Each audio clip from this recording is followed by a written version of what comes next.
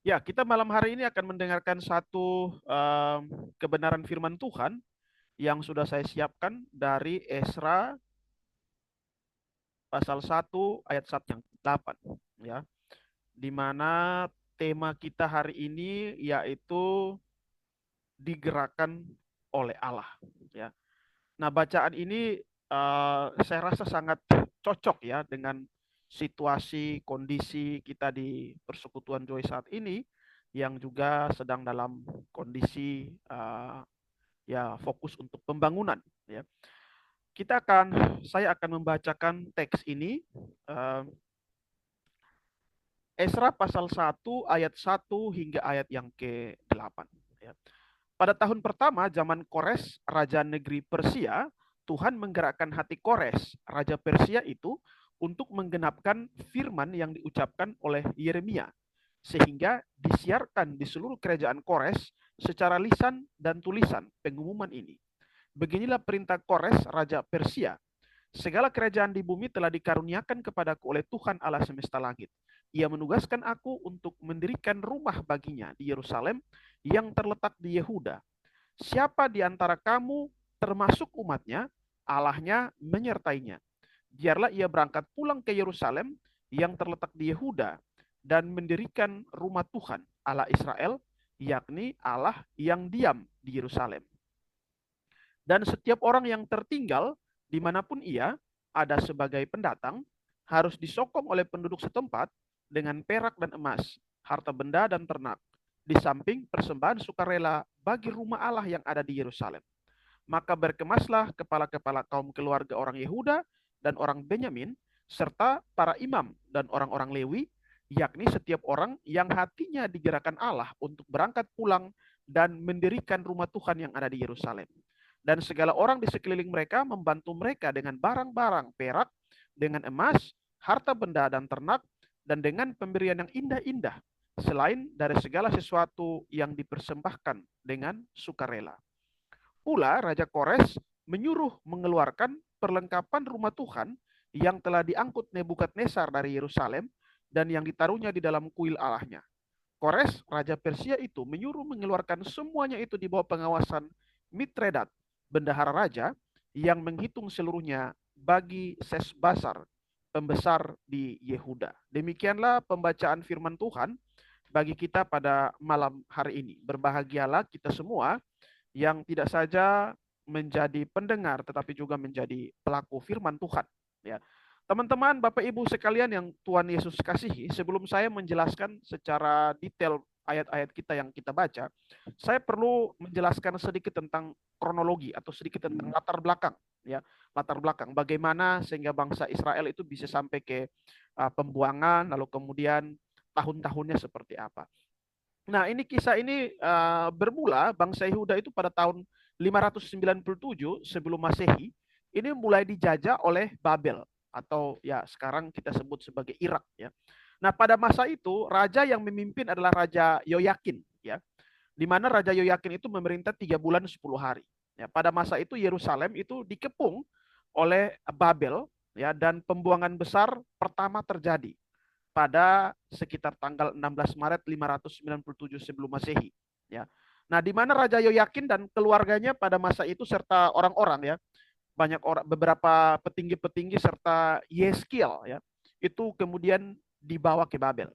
Ini masuk dalam pembuangan pertama. Nah, tahun 597 di tahun yang sama juga itu Nebukadnezar mengangkat Sedekia menjadi raja Yehuda atau kita sebut saja sebagai raja boneka lah begitulah ya. Sedekia itu diangkat menjadi raja Yehuda. Nah, kemudian tahun 594 atau kurang lebih ya 3 tahun. Jadi kalau sebelum Masehi berarti tahunnya semakin mundur ya. Ini kan sebelum Masehi, tahunnya semakin mundur dan kelahiran Kristus itu menjadi patokan ya. Nah, tahun 594 atau kira-kira beberapa tahun 3 tahun kemudian ya, itu terjadi pemberontakan anti Babel.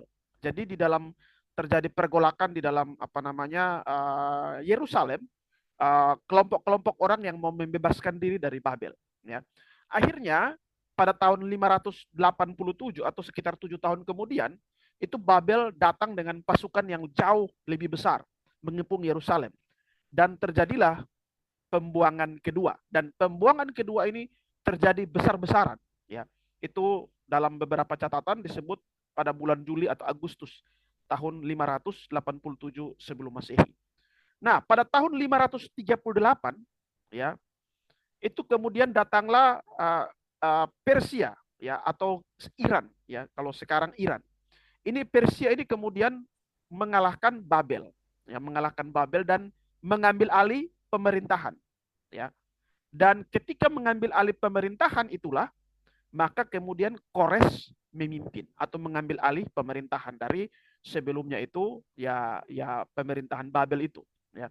Dan Kores kemudian mengambil alih pemerintahan. Dan menariknya teman-teman, Bapak Ibu sekalian, di tahun pertama ketika Kores memimpin, ya, kalau kita lihat di Esra pasal 1 ayat 1, itu langsung raja negeri Persia ini digerakkan Tuhan, ya, sehingga hatinya tergerak, ya. Nah, biasanya apa yang terjadi teman-teman kalau seorang baru memimpin? Ya, kalau seorang baru memimpin, itu pasti mungkin saja dia punya banyak hal yang mau dikerjakan. Apalagi ini ada banyak kerajaan-kerajaan yang dipimpin, yang dijajah, ya. Pasti mungkin dia bisa berpikir hal-hal yang lain.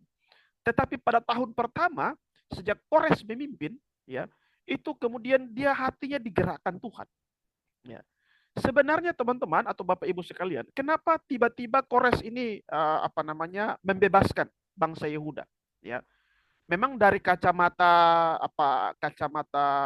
ya duniawi lah, atau kacamata manusia atau kacamata sejarah, itu memang beberapa teolog atau beberapa penafsir mengatakan paling tidak ada dua alasan kenapa Kores itu membebaskan, ya, bangsa Yehuda, ya. Begitu dia naik berkuasa, dia langsung membebaskan bangsa Yehuda. Paling tidak ada dua motif kalau dari sisi politis, ya, dari sisi politis. Yang pertama, dia ingin memperluas wilayah sekaligus mengurangi beban jumlah penduduk di ibu kota. Jadi maksudnya apa? Orang-orang yang dijajah itu kembali ke tanahnya masing-masing, bangun di sana. Akhirnya supaya apa? Supaya wilayah wilayah kerajaan Persia itu semakin besar, ya. Jadi mereka kembali membangun, dan itu otomatis akan mengurangi beban ibu kota, ya. Karena apa? Ada berkurangnya banyak orang dari ibu kota, sehingga beban ibu kota tidak terlalu sumpek menampung orang-orang yang begitu banyak, ya. Sekaligus wilayah Persia itu semakin luas, ya. Jadi mereka diberikan semacam otonomi khusus begitu. Nanti ada gubernurnya yang ditunjuk, mereka kembali membangun daerahnya, dan mereka menjadi wilayah-wilayah semacam, ya, kerajaan-kerajaan kecil lah begitu, ya. Itu yang pertama. Jadi motifnya motif politis. Jadi untuk memperluas wilayah sekaligus mengurangi beban orang-orang yang ada di ibu kota, ya, supaya jangan terlalu dipenuhi oleh banyak orang. Itu motif yang pertama. Lalu motif yang kedua secara politis juga, dia ingin mengambil hati dari orang-orang wilayah-wilayah yang dijajah, ya. Kalau dulu Babel mengumpulkan mereka semua terpusat, terkonsentrasi di satu titik. Nah, muncul Raja Persia ini, ya. Dia kemudian ingin menunjukkan bahwa dirinya jauh lebih baik dari orang Babel. Kira-kira begitu, si Kores ini. Dia ingin menunjukkan bahwa dirinya itu adalah orang yang berjasa membebaskan mereka, katakanlah begitu. Jadi dia ingin menanamkan pengaruh, ya, pengaruh di hati orang-orang jajahannya untuk kemudian pergi, ya. Jadi supaya Kores dikenal sebagai tokoh yang pembebas lah, kira-kira begitu. Jadi secara politis sebenarnya kita bisa melihat ini dua motivasi, ya, bisa jadi begitu. Tetapi kalau kita lihat catatan Alkitab, sebenarnya di sana di balik itu, ya, itu ada Tuhan yang menggerakkan hati Kores. Dari perspektif rohani, jelas pembebasan itu digerakkan oleh Allah, ya, digerakkan oleh Allah. Bayangkan, kita tidak tahu dari mana, apakah Kores kapan mengenal Allah, ya. Kita tidak tahu bagaimana sejarahnya Kores bisa mengenal Allah gitu. Tapi tiba-tiba hatinya digerakkan Allah, ya. Di sini kita melihat bahwa Allah mampu mengendalikan sejarah, ya. Apa sesungguhnya teman-teman? Ya, karena dulu sebelumnya, ya, pembebasan ini terjadi itu sesuatu yang sudah dinubuatkan oleh Nabi Yeremia, ya. Kalau kita membaca Yeremia pasal 29 ayat 10, di sana dikatakan, sebab beginilah firman Tuhan, ya. Apabila telah genap 70 tahun bagi Babel, barulah aku memperhatikan kamu, ya. Aku akan menepati janjiku itu kepadamu dengan mengembalikan kamu ke tempat ini. Memang dari perspektif politis, mungkin saja Persia atau Raja Kores ini punya motif-motif politis. Ya. Tapi dari sisi rohani, kita bisa melihat bahwa sebenarnya yang menggerakkan dia adalah Allah sendiri. Ya. Apa yang mau kita pelajari di sini yang pertama? Bahwa Allah mampu untuk mengendalikan sejarah. Ya. Allah bekerja dalam sejarah dan apa yang dia siapapun itu, sebesar apapun jabatannya, itu bisa Allah pakai untuk melakukan apa yang sudah ia rencanakan. Ya. Hal pertama yang kita pelajari di sini bahwa Allah mampu untuk melakukan apapun yang ia rencanakan. Ya. Dan ia bisa memakai siapapun untuk memuluskan rencananya. Ya. Kami tadi di dalam sel group membahas sejarah penyaliban Tuhan Yesus. Ya, sejarah penyaliban Tuhan Yesus. Pada pelajaran tadi, ya di sel grup mahasiswa, saya mengajak mereka melihat 8 orang sejarawan. 8 orang sejarawan yang mempotret peristiwa penyaliban dan kematian Yesus. Yang menarik adalah apa, teman-teman? Yang menarik ada 8 orang yang kami ambil itu adalah orang-orang yang membenci kekristenan. Ya, orang-orang yang sangat membenci kekristenan di masanya. Misalnya ada sejarawan dari Romawi, ada sejarawan Yahudi, ada sejarawan Yunani. Ya, mereka menulis dengan narasi-narasi yang jelek tentang kekristenan. Ya, mereka menulis narasi-narasi yang tidak baik tentang kekristenan. Tetapi apa yang dulu mereka tulis itu yang tidak baik itu justru sekarang itu menjadi bukti sejarah yang otentik tentang kekristenan. Seringkali di dalam diskusi-diskusi orang sering bilang bukti Alkitab, bukti kita sering menggunakan Alkitab sebagai pembuktian Yesus Kristus disalib. Tapi orang sering bilang, nah itu kan versi Alkitab, ya. Tetapi dari catatan-catatan orang-orang kafir, orang-orang yang tidak percaya, orang-orang yang membenci kekristenan, tulisan-tulisan yang dulu ditujukan untuk menyerang kekristenan, kini menjadi bukti yang hidup bahwa Kristus itu benar-benar ada. Kristus itu benar-benar mati di salib. Kristus itu benar-benar bangkit. Ya. Artinya apa, teman-teman? Tuhan bisa memakai sejarah. Ya. Tuhan bisa memakai siapa saja. Dulu ketika para sejarawan menulis kebenciannya, menuangkan dalam surat-surat itu, ya, ternyata dulu tulisan-tulisan yang dulu dengan motivasi kebencian, sekarang itu menjadi dokumen-dokumen penting untuk membuktikan Kristus ada. Artinya Tuhan bekerja di dalam sejarah, teman-teman. Ya, bahkan si Kores ini, yang orang kafir ini pun sekalian, ya, sekalipun itu Tuhan bisa memakai dia. Ya. Nah, itu hal pertama yang mau saya sampaikan dari sisi kronologi. Hal yang kedua, Bapak Ibu dan teman-teman yang Tuhan Yesus kasihi, kita akan masuk ke dalam 4 titah Kores, ya. 4 titah Kores. Ini kita akan belajar secara mendalam dari teks kita. Ada 4 titah Kores. Yang pertama, ya, ketika pertama kali Kores memimpin, ya, di tahun pertama, dia langsung mengeluarkan perintah. Ya. Dia orang kafir, tetapi perhatikan perintahnya yang pertama. Ya. Beginilah perintah Kores, Raja Persia di ayat 2. Ya. Segala kerajaan di bumi telah dikaruniakan kepadaku oleh Tuhan. Ya. Tidak dijelaskan kapan Kores kenal Tuhan. Tidak dijelaskan bagaimana Kores mengenal Allah. Tidak dijelaskan siapa yang menginjili Kores. Siapa yang menjangkau Kores. Ya. Mungkin saja Allah menjumpai Kores seperti Paulus. Mungkin saja Allah menjumpai Kores seperti Abraham. Kita tidak tahu metodenya. Tetapi di awal mula ia memimpin, dia bilang, segala kerajaan di bumi telah dikaruniakan kepadaku oleh Tuhan. Ya. Artinya mungkin saja ada perjumpaan dengan Tuhan. Kita tidak tahu. Ya. Tetapi bisa muncul satu kesimpulan bahwa segala sesuatu ini bersumber dari Allah. Perjumpaan dengan Allah ini menyebabkan 2 hal, teman-teman, Bapak Ibu dan teman-teman sekalian. Yang pertama, dia memberikan titah bahwa dia sadar bahwa segala sesuatu itu bersumber dari Allah. Ya. Kita tidak tahu bagaimana metode atau bagaimana kapan Allah menjumpai Kores, kita tidak tahu. Tapi akibat perjumpaan itu, yang pertama dia sadar bahwa segala sesuatu bersumber dari Allah. Makanya dia bilang, segala kerajaan di bumi telah dikaruniakan kepada aku. Ya. sulit bagi seorang kafir untuk bisa memandang itu sebagai anugerah Allah. Ya. Biasanya kalau kita meraih segala sesuatu, itu pasti akan pukul dada. Ini karena upaya saya, ini karena saya, ini karena kehebatan saya. Tetapi yang pertama kali Kores titahkan adalah segala sesuatu ini dikaruniakan oleh Allah kepadaku. Ya. Nah, semua orang yang telah mengenal Allah, ya, pasti akan bersyukur dan sadar bahwa semua yang ia peroleh bersumber dari Allah. Kalau Kores yang kafir, berlatar belakang kafir, kita tidak tahu bagaimana ia berjumpa dengan Allah. Tetapi akibat perjumpaan itu, dia sadar bahwa segala sesuatu yang ia miliki datangnya dari Allah. Ya, seharusnya kita sebagai orang-orang percaya juga merenungkan bahwa segala sesuatu yang kita miliki bersumber dari Allah. Ya, makanya ya oke lah, mungkin kita berpikir itu melalui usaha kita, melalui pekerjaan kita, melalui setiap apa yang kita lakukan.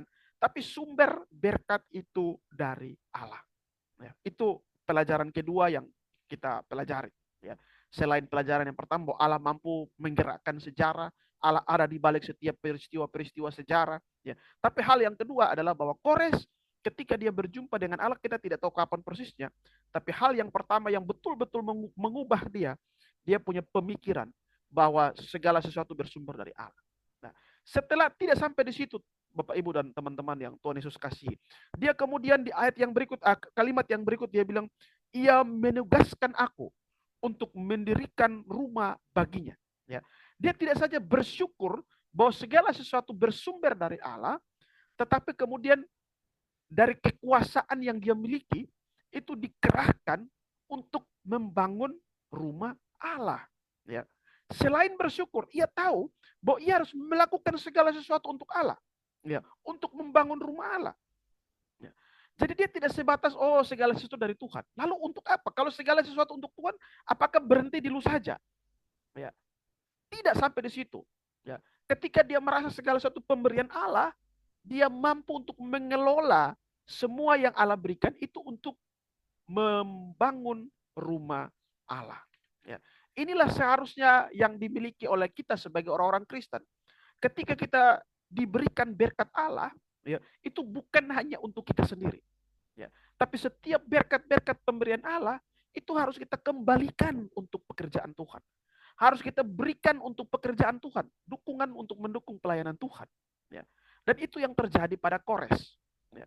Dia tahu segala sesuatu bersumber dari Allah, dan dari semuanya itu dia kelola, dimanfaatkan segala kuasanya itu dipakai untuk pembangunan rumah Allah. Itu dekret yang pertama.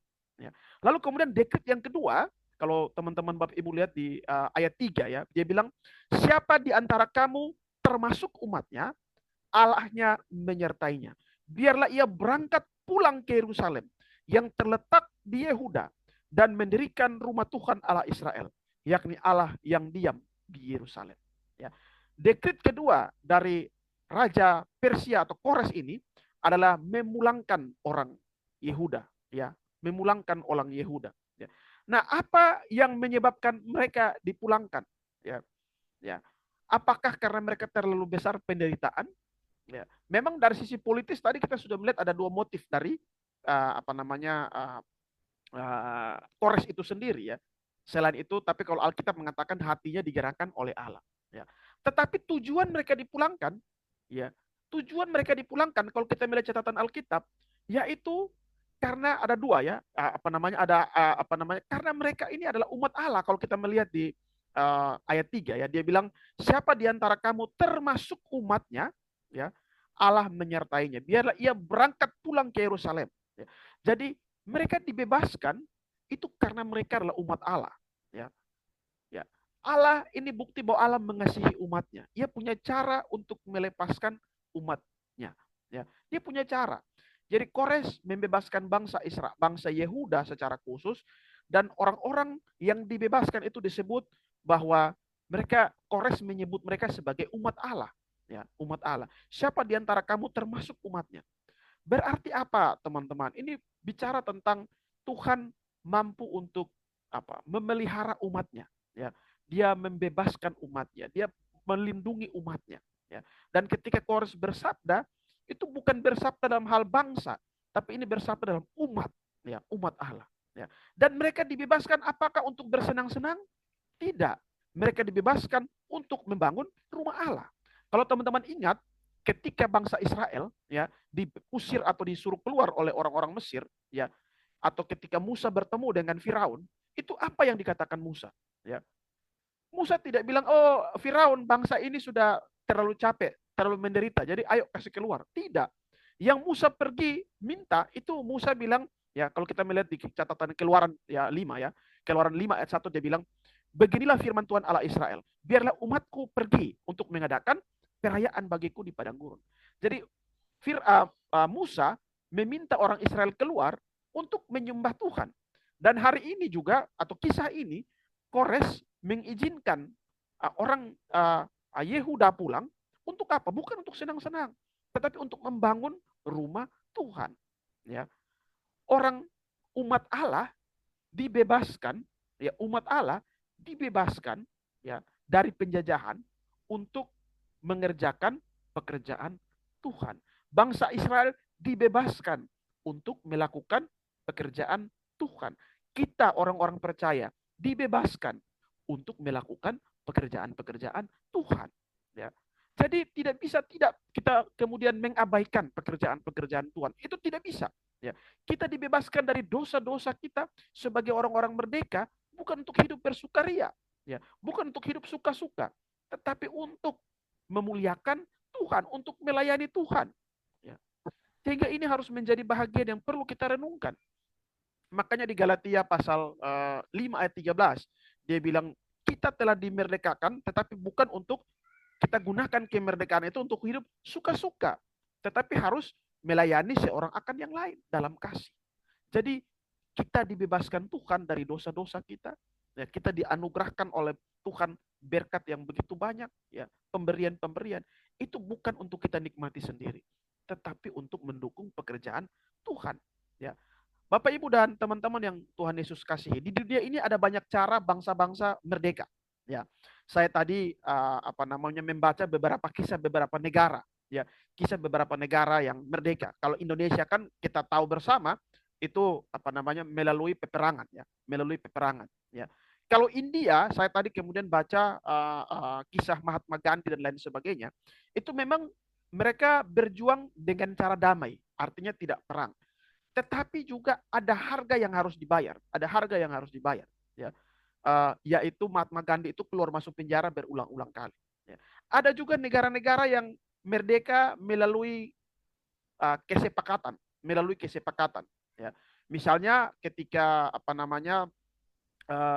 Inggris, ya, Inggris itu melepas ya dia pulang, ya, atas permintaan Israel, ya, karena pada masa itu kan Inggris menjajah wilayah Palestina, ya, wilayah Israel begitu, ya. Lalu kemudian melalui kesepakatanlah kemudian diserahkanlah, ya, tanah itu, ya, kepada Israel misalnya begitu tahun 19 berapa lah, 40 berapa begitu, ya.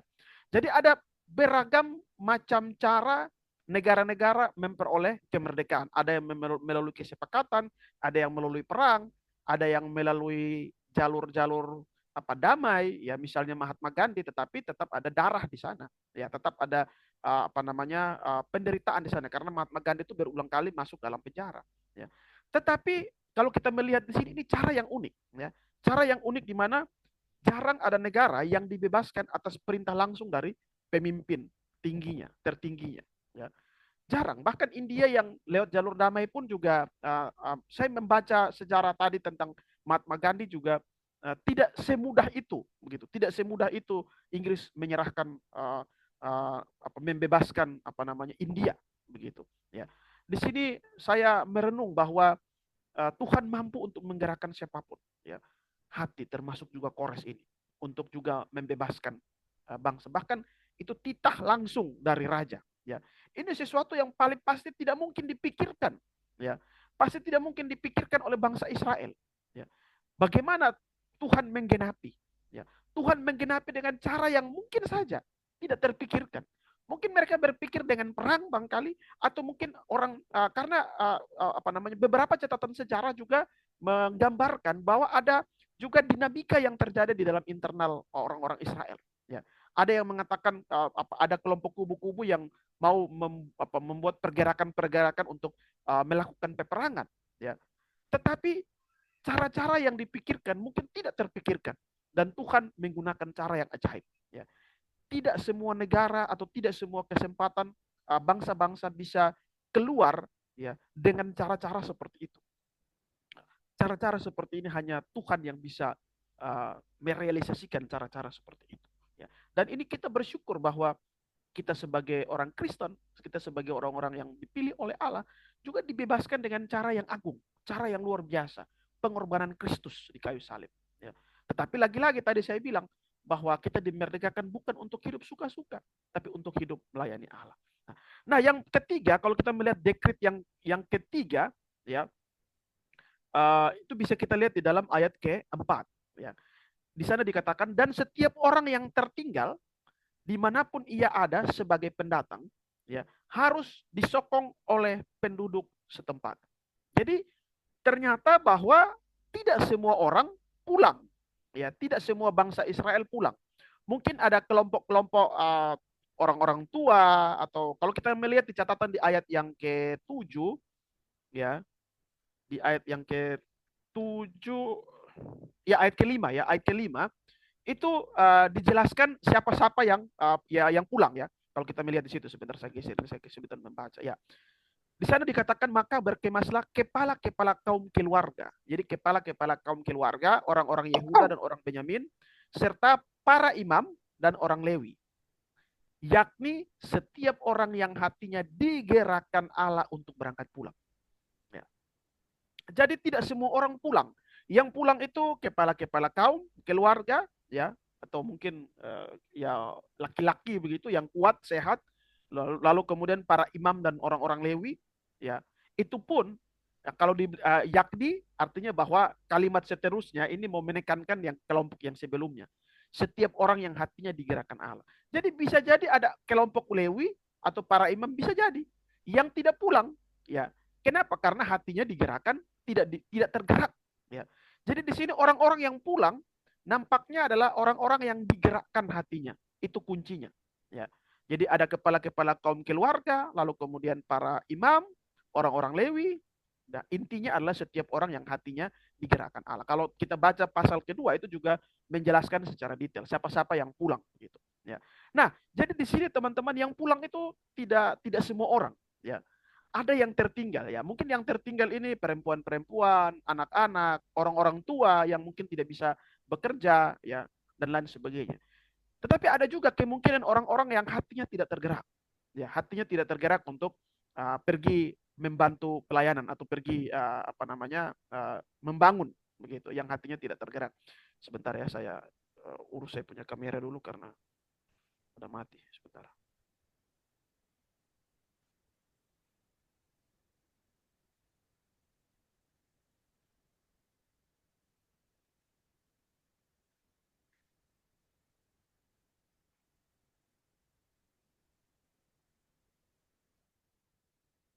Wah, ini kenapa ya?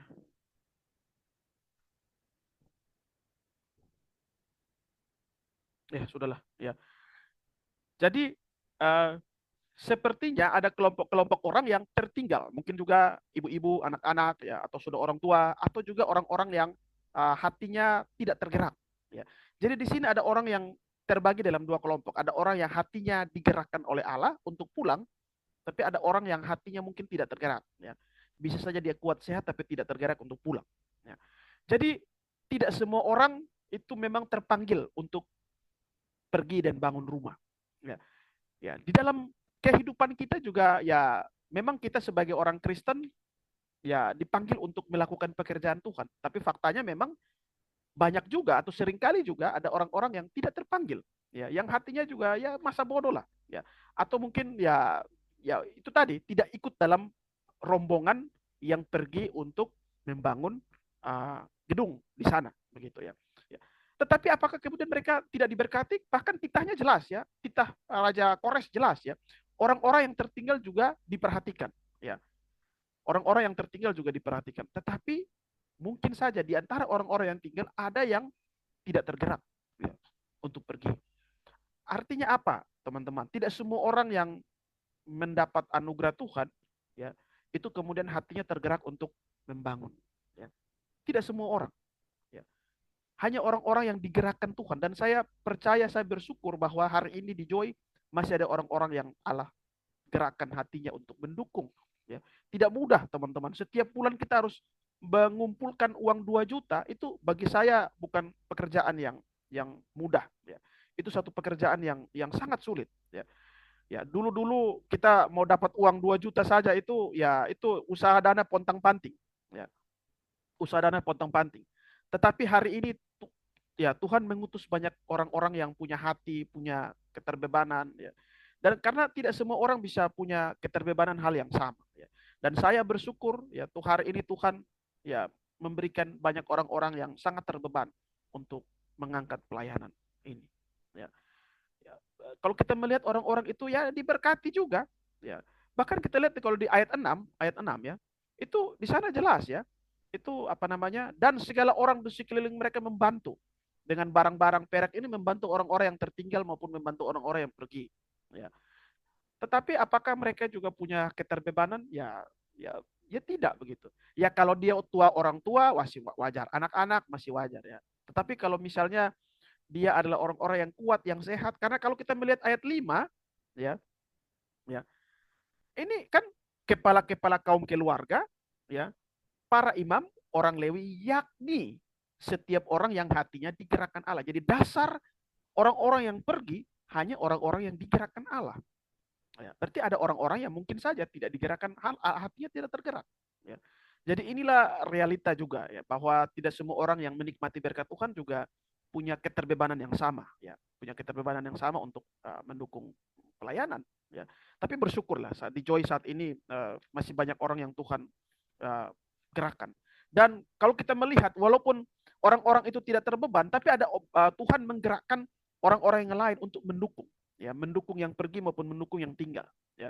Persembahan sukarela mereka berikan. Di sini saya belajar banyak hal bahwa Tuhan mampu untuk mencukupkan, ya, mencukupkan kebutuhan-kebutuhan untuk pembangunan, ya, bait Allah. Dan saya juga meyakini bahwa di dalam proses pembangunan atau pembayaran cicilan kita, Tuhan juga sanggup untuk mendukung pembangunan. Dan kita akan melihat titah yang keempat, ya. Titah yang keempat itu dia bilang di ayat 7, pula Raja Kores menyuruh mengeluarkan perlengkapan rumah Tuhan yang telah diangkut Nebukadnezar dari Yerusalem dan yang ditaruh di dalam kuil Allahnya. Jadi bukan saja orangnya, tapi juga perlengkapan atau perkakas-perkakas. Kalau sebelumnya Babel itu menyerbu apa namanya bangsa Israel, mereka sapu bawa jalan semua apa namanya bait Allah punya isi-isi di dalamnya. Kali ini Kores perintahkan untuk kembalikan. Ya. Kenapa Kores perintahkan untuk kembalikan apa namanya semua perkakas-perkakas, perlengkapan-perlengkapan? Ya.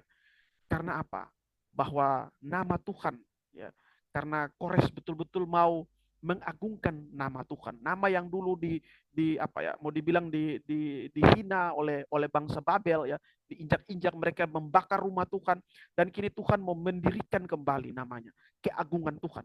Makanya Tuhan juga menggerakkan hati Kores untuk juga mengembalikan semua barang-barang yang sempat dijajah. Kalau kita melihat Yeskiel pasal 20 ayat 9, teman-teman, di sana dia bilang begini, tetapi aku bertindak oleh karena namaku, supaya itu jangan dinyajiskan di hadapan bangsa-bangsa di mana mereka berada. Di hadapan bangsa-bangsa itu aku menyatakan diri kepada mereka. Dalam hal ini aku akan membawa mereka keluar dari tanah Mesir. Ya. Jadi poin begini teman-teman, bahwa pembebasan bangsa Israel itu bukan semata-mata karena kasih Allah kepada umatnya, bukan semata-mata itu. Tetapi jauh lebih penting, ia juga ingin kembali menegakkan kemuliaannya, menegakkan namanya. Ya. Cara menegakkan kemuliaannya, cara menegakkan namanya, yang pertama umatnya dibebaskan. Yang kedua, gedungnya dibangun. Yang ketiga, barang-barang emasnya itu dikembalikan. Jadi intisari, ya ini merupakan poin bagi saya ini yang inti. Intisari pembebasan Israel itu apa? Atau pembebasan bangsa Yehuda itu apa? Ya, bukan semata-mata intisarinya untuk karena ini manusia sudah menderita jadi dibebaskan. Tidak. Intisarinya adalah untuk menegakkan nama Tuhan. Ya. Intisari pembebasan bangsa Israel, bangsa Yehuda itu untuk menegakkan kembali Nama Tuhan. Kalau kita melihat di Yeskel 20 ayat 9 ini jelas. Aku bertindak oleh karena namaku. Supaya itu jangan dinajiskan. Nama Tuhan jangan dinajiskan. Di hadapan bangsa-bangsa. Di mana mereka berada. Di hadapan bangsa-bangsa itu aku menyatakan diri kepada mereka. Dalam hal aku membawa mereka keluar dari tanah Mesir. Keluar dari tanah penjajahan di Babel. Ataupun tanah penjajahan dari Persia. Ya. Jadi tujuan Allah membebaskan bangsa Israel atau bangsa Yehuda dari Persia, ya sama dengan tujuan Allah membebaskan bangsa Israel dari Mesir, tujuannya satu, ya. Tujuannya untuk menegakkan nama Tuhan, ya, yang telah diinjak-injak, menegakkan nama Tuhan yang telah dihina-hina oleh bangsa-bangsa yang lain-lain, ya.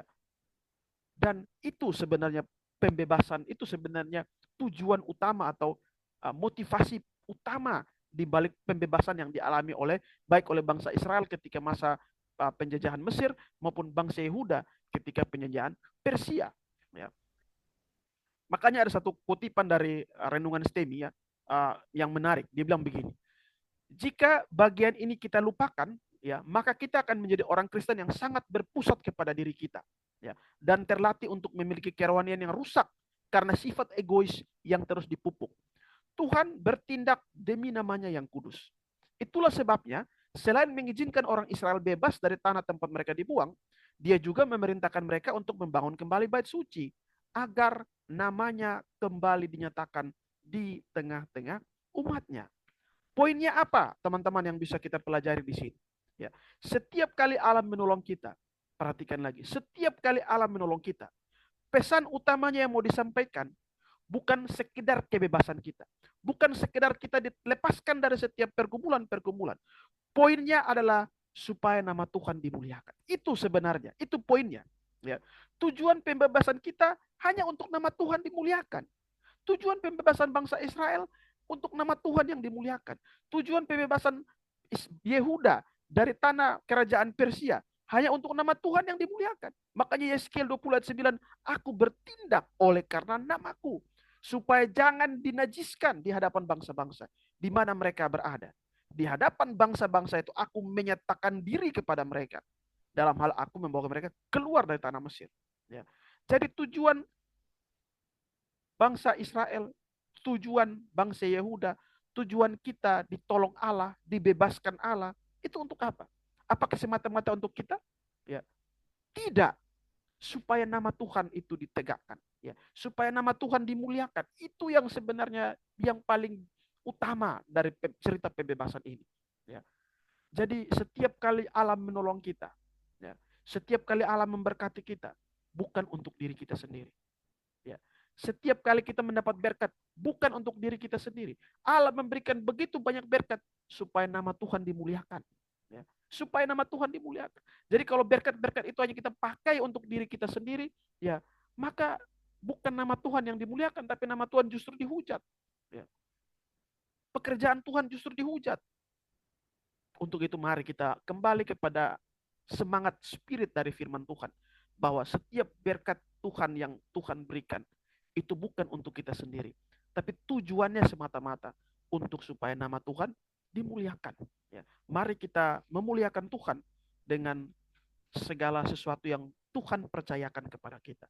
Tuhan memberkati kita agar kita dapat mengerjakan pekerjaan-pekerjaan Tuhan. Agar nama Tuhan terus dipuji dan dipermuliakan. Tuhan Yesus memberkati kita.